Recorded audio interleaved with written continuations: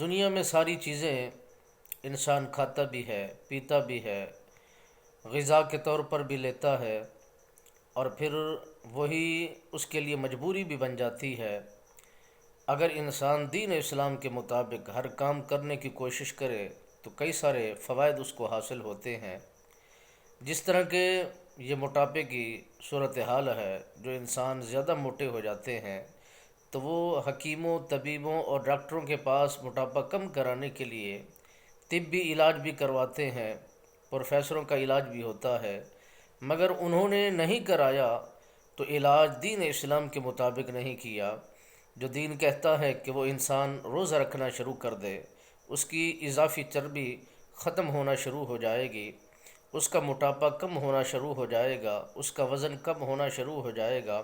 جیسے ہی انسان دین اسلام کے مطابق عمل کرنے کی کوشش کرتا ہے تو مالک بے نیاز اس میں برکت بھی دیتا ہے، اپنی رحمت شامل حال بھی کرتا ہے، اپنا فضل اس کے اندر شامل کر دیتا ہے۔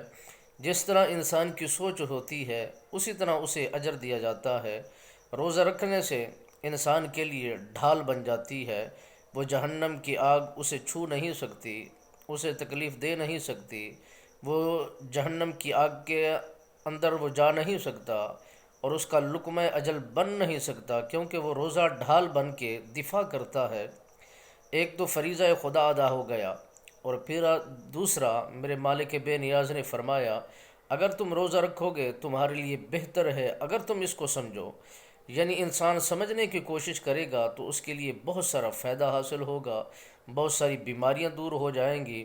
جو لوگ اب ریسرچ کر کے ان نتائج تک پہنچے ہیں کہ یہ کرنا ضروری ہے، اس سے فائدے حاصل ہوتے ہیں، ذرا غور کیجئے۔ میرے آقا نامدار صلی اللہ علیہ وسلم سرکار نے صدیوں سال پہلے آپ نے فرما دیا اور رب کا قانون اس پر نازل ہو چکا کہ تم روزہ رکھو، تم پرہیزگار بن جاؤ گے، تم متقی بن جاؤ گے۔